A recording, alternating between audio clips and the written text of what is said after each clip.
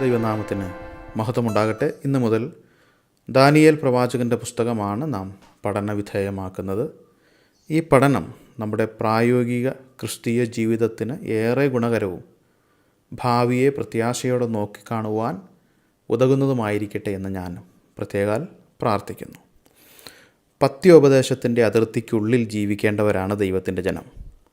പത്യോപദേശത്തിൻ്റെ അതിർത്തിക്കുള്ളിൽ നയിക്കുന്ന ജീവിതമാണ് ദൈവം ആഗ്രഹിക്കുന്ന വിശുദ്ധിയുടെയും വേർപാടിൻ്റെയും ജീവിതം. എന്നാൽ ഏതെങ്കിലും നിലയിൽ ഈ അതിർത്തി ലംഘിക്കപ്പെട്ടാൽ, പത്യോപദേശത്തിൻ്റെ അതിർത്തി ലംഘിക്കപ്പെട്ടാൽ, ദൈവം തൻ്റെ മക്കളെ ശിക്ഷണ നടപടികൾക്ക് വിധേയമാക്കി ശുദ്ധീകരിക്കുന്നു, അവരെ യഥാസ്ഥാനപ്പെടുത്തുന്നു. എബ്രായ ലേഖനം 12-ാം അധ്യായം അതിൻ്റെ 5 മുതൽ 11 വരെയുള്ള വാക്യങ്ങൾ വായിച്ചാൽ ഈ ആശയം കൃത്യമായി നമുക്ക് മനസ്സിലാക്കാനായിട്ട് സാധിക്കും. അതിൻ്റെ 6-ാം വാക്യം ഇങ്ങനെയാണ്: എബ്രായർ 12:6, കർത്താവ് താൻ സ്നേഹിക്കുന്നവനെ ശിക്ഷിക്കുന്നു, താൻ കൈക്കൊള്ളുന്ന ഏതു മകനെയും തല്ലുന്നു.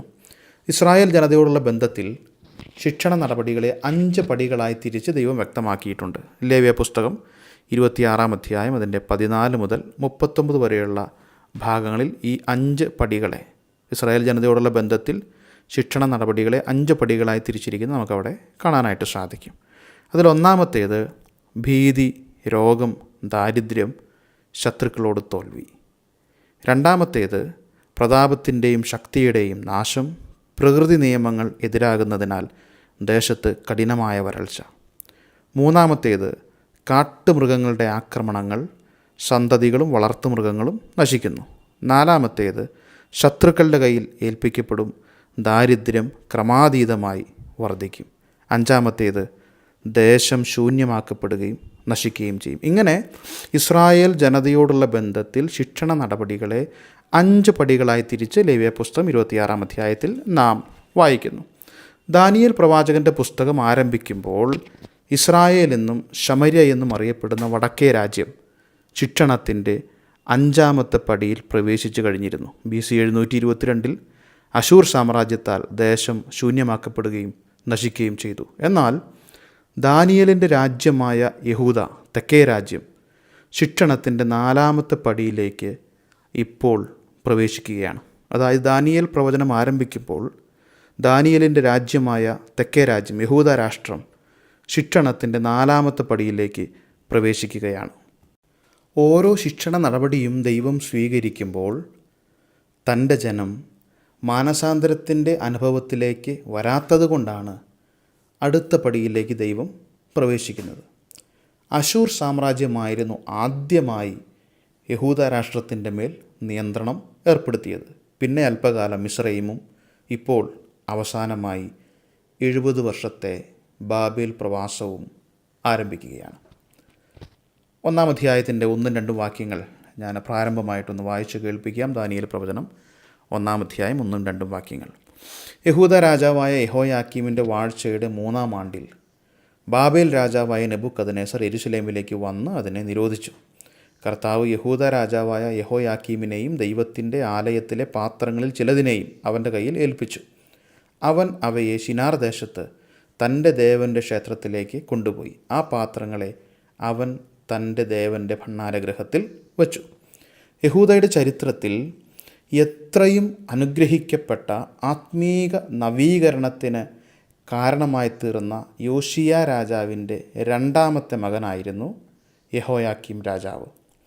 യോശിയാവിൻ്റെ മരണശേഷം തൻ്റെ മൂത്ത മകനായ യെഹോവാഹാസ് രാജാവായി. എങ്കിലും 3 മാസത്തിന് ശേഷം മിസ്രയീം രാജാവായ ഫറവോൻ നെഖോ യെഹോവാഹാസിനെ സ്ഥാനഭ്രഷ്ടനാക്കി ബന്ധിച്ച് മിസ്രയീമിലേക്ക് കൊണ്ടുപോയി. തുടർന്ന് താൻ യോശിയ രാജാവിൻ്റെ 2-ാമത്തെ മകനായ എല്യാക്കീമിനെ രാജാവായി വാഴിക്കുകയും അവൻ്റെ പേര് യെഹോയാക്കീം എന്ന് മാറ്റുകയും ചെയ്യുന്നു. ഈ സംഭവം രാജാക്കന്മാരുടെ 2-ാമത്തെ പുസ്തകം 23-ാം അധ്യായത്തിൽ രേഖപ്പെടുത്തിയിട്ടുണ്ട്. മറ്റനേകം യഹൂദ രാജാക്കന്മാരെ പോലെ യഹോവയ്ക്ക് അനിഷ്ടമായുള്ളത് ചെയ്ത് രാജ്യഭരണം നടത്തിയ യെഹോയാക്കീമിൻ്റെ വാഴ്ചയുടെ 3-ാം ആണ്ടിലാണ് അനേക നാളുകളായി യെരൂശലേമിന് മേൽ ഓങ്ങിയിരുന്ന ദൈവിക ന്യായവിധിയുടെ വാൾ അതിൻ്റെ ഭയങ്കരമായ കൃത്യം ആരംഭിക്കുന്നത്. ഏകദേശം BC 605 ബാബിലോൺ രാജാവായ നെബൂഖദ്നേസർ ആദ്യമായി യെരുശലേമിലേക്ക് വന്ന് അതിനെ നിരോധിക്കുകയാണ്. അർത്ഥാൽ യെരൂശലേമിന് നിരോധനം ഏർപ്പെടുത്തി ദാനിയേലും തൻ്റെ സുഹൃത്തുക്കളും അടങ്ങിയ ഒരു ചെറിയ വിഭാഗം ജനത്തെ അടിമകളായി ബാബിലോണിലേക്ക് കൊണ്ടുപോകുന്നു. ഇവിടെ സ്വാഭാവികമായും ഉയരുന്ന ഒരു ചോദ്യമുണ്ട്. എന്തുകൊണ്ട് വിജാതീയനായ ഒരു രാജാവ് ദൈവജനത്തിൻ്റെ മേൽ വിജയം നേടി? എന്തുകൊണ്ട് വിജാതീയനായ ഒരു രാജാവ് ദൈവജനത്തിൻ്റെ മേൽ വിജയം നേടി? ഈ ചോദ്യത്തിന് ശരിയായ ഒരു ഉത്തരം കണ്ടെത്തുവാൻ നാം ചില നൂറ്റാണ്ടുകൾ പിറകിലേക്ക് സഞ്ചരിക്കേണ്ടതുണ്ട്. പ്രാരംഭത്തിൽ ഞാനത് ഓർപ്പിച്ചിരുന്നു. യോർദാൻ കടന്ന് വാഗ്ദത്ത ദേശം അവകാശമാക്കുന്നതിന് മുൻപ് ദൈവം ഇസ്രായേൽ ജനത്തിന് തൻ്റെ ഉടമ്പടി പുതുക്കി നൽകുമ്പോൾ ന്യായപ്രമാണത്തിലെ വചനങ്ങൾ പ്രമാണമാക്കി അനുസരിച്ച് നടക്കാത്തവരുടെ മേൽ വരുവാൻ പോകുന്ന ന്യായവിധിയെക്കുറിച്ച് തൻ്റെ ദാസനായ മോശയിലൂടെ ഒരിക്കൽ കൂടി ഓർമ്മിപ്പിച്ചുണർത്തുന്നുണ്ട്. ആവർത്തന പുസ്തകം 28-ാം അധ്യായം 49-ാം വാക്യം. യഹോവ ദൂരത്തു നിന്ന് ഭൂമിയുടെ അറുതിയിൽ നിന്ന് ഒരു ജാതിയെ കഴുകൻ പറന്നു വരുന്നത് പോലെ നിൻ്റെ മേൽ വരുത്തും. അപ്പോൾ ന്യായപ്രമാണത്തോട് അനുസരണക്കേട് കാണിച്ചാൽ, ദൈവത്തിൻ്റെ പ്രമാണങ്ങളോട് അനുസരണക്കേട് കാണിച്ചാൽ, യഹോവ ദൂരത്തു നിന്ന് ഭൂമിയുടെ അറുതിയിൽ നിന്ന് ഒരു ജാതിയെ കഴുകൻ പറന്നു വരുന്നത് പോലെ നിൻ്റെ മേൽ വരുത്തുമെന്ന് മോശ മുഖാന്തരം വലിയ ഒരു മുന്നറിയിപ്പ് ദൈവം നൂറ്റാണ്ടുകൾക്ക് മുന്നമേ നൽകിയിട്ടുണ്ട്. ഇവിടെ ന്യായപ്രമാണത്തോട് അവർ അനുസരണക്കേട് കാണിച്ചാൽ, ദൈവത്തിൻ്റെ വചനത്തോട് അനുസരണക്കേട് കാണിച്ചാൽ എന്നാണ് പറയുന്നത്. അപ്പോൾ ന്യായപ്രമാണത്തോട് അനുസരണക്കേട് കാണിക്കുവാൻ ഇടയായ സാഹചര്യം കൂടെ അവിടെ നമുക്ക് വായിക്കാനായിട്ട് സാധിക്കും. 28-ാം അധ്യായം 47-ാം വാക്യം. ആവർത്തന പുസ്തകം 28-47. സകല വസ്തുക്കളുടെയും സമൃദ്ധി ഹേതുവായി നിൻ്റെ ദൈവമായ യഹോവയെ നീ ഉന്മേഷത്തോടും നല്ല ഹൃദയ സന്തോഷത്തോടും കൂടെ സേവിക്കായിക കൊണ്ട്. അപ്പോൾ ഇവിടെ ശ്രദ്ധിക്കേണ്ട വിഷയം, സകല വസ്തുക്കളുടെയും സമൃദ്ധി ഹേതുവായി, for the abundance of all things, നിൻ്റെ ദൈവമായ യഹോവയെ നീ ഉന്മേഷത്തോടും നല്ല ഹൃദയ സന്തോഷത്തോടും കൂടെ സേവിക്കാതിരുന്നാൽ ഭൂമിയുടെ അറുതിയിൽ നിന്ന് ഒരു ജാതിയെ കഴുകൻ പറന്നു വരുന്നത് പോലെ നിൻ്റെ മേൽ വരുത്തും. അപ്പോൾ സ്വാഭാവികമായും എന്തുകൊണ്ട് വിജാതീയനായൊരു രാജാവ് ദൈവജനത്തിൻ്റെ മേൽ വിജയം നേടി എന്ന് ചോദിച്ചാൽ, ദൈവത്തിൻ്റെ വചനത്തോട്, ദൈവത്തിൻ്റെ പ്രമാണത്തോട്, ന്യായപ്രമാണത്തോട് അവർ അനുസരണക്കേട് കാണിച്ചപ്പോൾ ദൈവം മുന്നറിയിച്ചതുപോലെ, ദൈവം മുന്നമേ മോശയിലൂടെ അറിയിച്ചതുപോലെ കൃത്യസമയത്ത്, ദൈവത്തിൻ്റെ സമയത്ത് ദൈവം ജനത്തിൻ്റെ മേൽ ന്യായവിധി അയക്കുകയാണ്. അപ്പോൾ നാം മനസ്സിലാക്കേണ്ട ഒരു യാഥാർത്ഥ്യം, ദുഷ്ടത സർവത്തിൻ്റെ മേലും നിയന്ത്രണം നടത്തുന്നുവെന്ന് പുറമേ തോന്നുമ്പോഴും യഥാർത്ഥത്തിൽ ദൈവം തൻ്റെ ഉദ്ദേശപ്രകാരം സകലത്തെയും നിയന്ത്രിക്കുകയാണ്. ഈ നെബൂഖദ്നേസർ രാജാവിനെക്കുറിച്ച് ഇരമ്യാവ് ഇപ്രകാരം പ്രവചിച്ചിട്ടുണ്ട്. ഇരമ്യാ പ്രവചനം 25-ാം അധ്യായം അതിൻ്റെ 9-ാമത്തെ വാക്യം.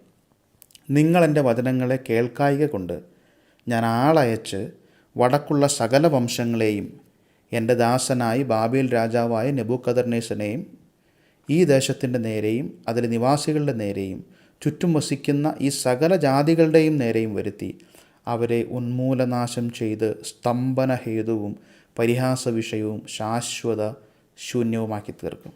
അപ്പോൾ ബാബേൽ രാജാവായ നെബൂഖദ്നേസറിനെ എൻ്റെ ദാസൻ എന്നാണ് ദൈവം വിശേഷിപ്പിക്കുന്നത്. കാരണം ആത്യന്തികമായി സകലരെയും സകലത്തിനെയും ദൈവം തൻ്റെ ലക്ഷ്യപൂർത്തീകരണത്തിനായിട്ട് ഉപയോഗിക്കുന്നു. അതുകൊണ്ടാണ് വിശുദ്ധ പൗലോസ് ഇപ്രകാരം പറഞ്ഞത്, ഏതു മനുഷ്യനും ശ്രേഷ്ഠാധികാരങ്ങൾക്ക് കീഴടങ്ങട്ടെ, ദൈവത്താലല്ലാതെ ഒരു അധികാരവുമില്ലല്ലോ, ഉള്ള അധികാരങ്ങളോ ദൈവത്താൽ നിയമിക്കപ്പെട്ടിരിക്കുന്നു.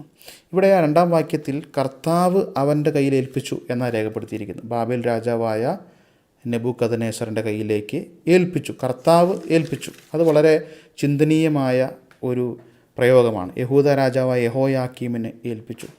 ദൈവജനത്തിൻ്റെ മേലുള്ള ഭൗതികമായ നിയന്ത്രണം ദൈവം ബാബേൽ രാജാവിനെ ഏൽപ്പിക്കുകയാണ്. അതുപോലെ ദൈവത്തിൻ്റെ ആലയത്തിലെ പാത്രങ്ങളിൽ ചിലതിനെയും ഏൽപ്പിച്ചു. ദൈവജനത്തിൻ്റെ മേലുള്ള ആത്മീകമായ നിയന്ത്രണവും ദൈവം നെബൂഖദ്നേസറിനെ ഏൽപ്പിക്കുകയാണ്. ദൈവത്തിൻ്റെ ആലയത്തിലെ വിശുദ്ധ പാത്രങ്ങളെ അവൻ ശിനാർ ദേശത്ത് തൻ്റെ ദേവൻ്റെ ക്ഷേത്രത്തിലെ ഭണ്ഡാരഗൃഹത്തിൽ കൊണ്ടുപോയി വെച്ചു.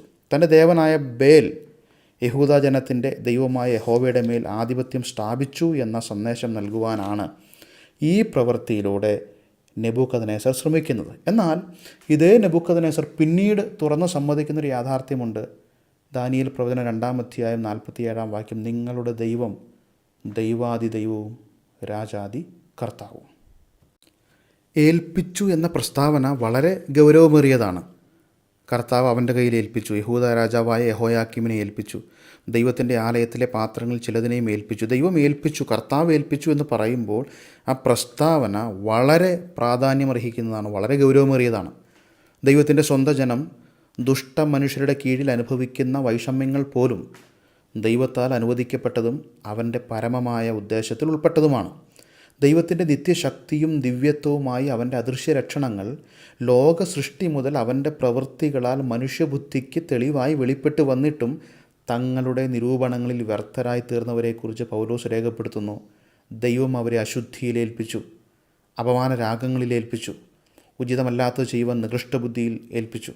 അപ്പോൾ ദൈവത്തിൻ്റെ സ്വന്തം ജനമായ ഇസ്രായേലും തങ്ങളുടെ നിരൂപണങ്ങളിൽ വ്യർത്ഥരായി തീർന്നതുകൊണ്ട് അവരെ നെബൂഖദ്നേസറിൻ്റെ കയ്യിൽ ദൈവം ഏൽപ്പിക്കുകയാണ്. ദൈവം നീതിയുള്ള ന്യായാധിപതിയാണ്. അതുകൊണ്ട് തന്നെ മുന്നറിയിപ്പുകൾ നൽകിയതിന് ശേഷം മാത്രമേ ദൈവം ന്യായവിധി നടത്തുകയുള്ളൂ. ലോകചരിത്രത്തിൽ ദൈവം നടത്തിയിട്ടുള്ള ഏതൊരു ന്യായവിധിയും സൂക്ഷ്മമായി പരിശോധിച്ചാൽ ഈ യാഥാർത്ഥ്യം ബോധ്യമാകും. വചനമനുസരിച്ചില്ലെങ്കിൽ സംഭവിക്കുവാൻ പോകുന്ന വൈഷമ്യങ്ങളെ മുന്നമേ വ്യക്തമാക്കിയിട്ടാണ് ദൈവം ന്യായവിധി അയക്കുന്നത്. അതുകൊണ്ട് തന്നെ 9-ാം അധ്യായത്തിലേക്ക് വരുമ്പോൾ, ദാനിയേൽ 9-ാം അധ്യായത്തിലേക്ക് വരുമ്പോൾ അവിടെ ഇങ്ങനെ ദാനിയേൽ രേഖപ്പെടുത്തിയിട്ടുണ്ട്, ദൈവം തൻ്റെ സകല പ്രവൃത്തികളിലും നീതിമാനാകുന്നു. അങ്ങനെ പറയുവാനുള്ള കാരണം വചനമനുസരിച്ചില്ലെങ്കിൽ ഉണ്ടാകുവാൻ പോകുന്ന വൈഷമ്യങ്ങളെ ദൈവം മുന്നമേ വ്യക്തമാക്കുന്നുണ്ട്. അത് വ്യക്തമാക്കിയിട്ടാണ് ദൈവം ഏതൊരു ന്യായവിധിയും അയക്കുന്നത്. അതുകൊണ്ട് തന്നെ വചനത്തിൻ്റെ മുന്നിൽ ഭയത്തോടെ നിൽക്കുവാൻ നമുക്കേവർക്കും ബാധ്യതയുണ്ട്.